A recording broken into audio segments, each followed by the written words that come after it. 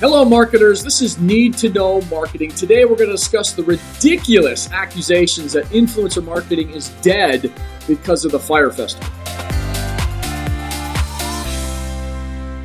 Hi, marketing fanatics. I'm Mark Fidelman of Fanatics Media, marketing that influences. Joining me today is Gil Eyal, CEO of Hyper. Welcome, Gil. Welcome back. Hi, Mark. Thanks for having me. Our third episode. Can you believe it? It's gone by pretty fast. Time flies when you're having fun. All right, well, speaking of fun, or what was supposed to be fun, the Fyre Festival, right? My biggest beef with this festival is not that it didn't go off for these hipsters, was that because the blame for it not being successful is going to influencer marketing. And I'm seeing headlines like, will influencer marketing go down in flames as a result of the Fyre Festival? Clever pun, but way off base. What do you think? I think the one thing that worked was influencer marketing. Look what it did. I mean, even I heard about it, and I've been to the festival in 20 years. I think if you look at what these guys were able to do, if they don't end up in prison, somebody should hire them to do their influencer marketing. The actual experience exceeds all expectations, and is something that's hard to put into words. All these things that may seem big and impossible are not. It gives people that type of energy, that type of power. I mean, this reminds me of what people used to call for the death of Facebook advertising, because one time GM publicly said the ads weren't working for them. No one says that anymore. And to tie incompetent people that are putting on events to influencer marketing is just ridiculous. I agree with you. It worked so well that these amateur event organizers were able to collect a lot of money for this event and almost put it on. They were just incompetent.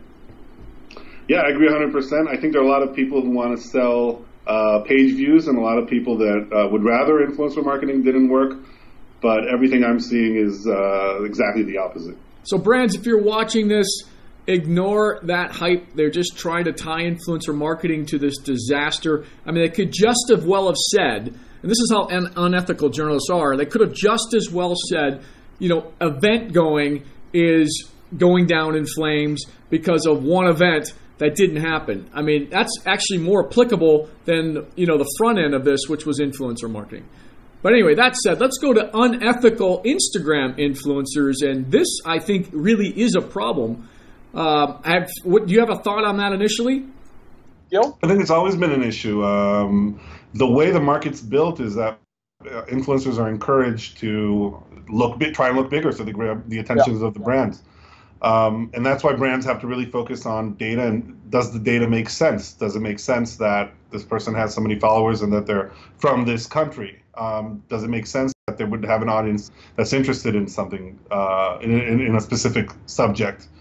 And I think it's always been an issue, and I think it's going to continue being an issue, and brands have to be really smart about it.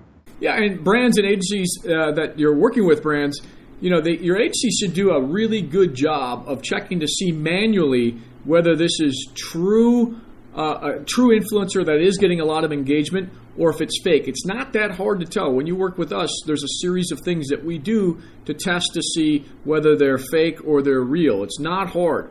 So what this article in particular was talking about was that there are people that not only do the follow back thing, which I don't think is unethical at all. I mean, especially if you're targeting your target audience, but it's the bots that they're using to like and friend and make comments on their posts to make themselves look like they've got a lot of engagement.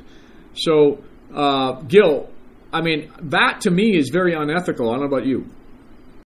I agree it's unethical, but it's almost like, Lance Armstrong said about the Tour de France, which is everybody's doing it, and if I want to survive as a cyclist, I have to do it, and it's the same thing for the influencers. If you don't do it, you get left behind because brands are being so careless with the way they evaluate and looking at vanity metrics like number of followers, then the guys who don't boost their numbers are going to be left behind.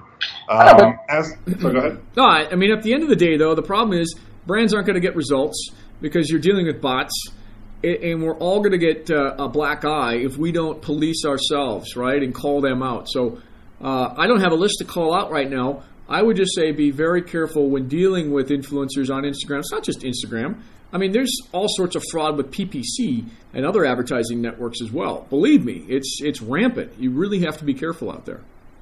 Yeah, I mean, ad fraud, I read somewhere 50% of ad clicks are now considered to likely be fraud. Bots. There's no reason, there's no reason why that wouldn't happen with influencer marketing as well, and that's why you really need to be careful with who you work with. And I think the industry as a whole, that's a big risk because if people get bad results, they're going to blame influencer marketing instead of incompetence in doing influencer marketing. Could not have said it better myself, Gil. Thank you so much for this week in influencer marketing.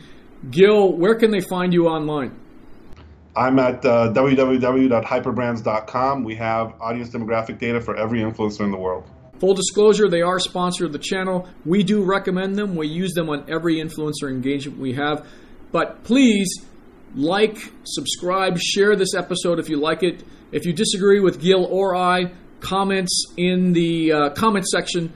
And just want to thank you, Gil, again for appearing on the show at episode 3. Let's keep this going. I love doing this with you. Thanks for having me. Me too.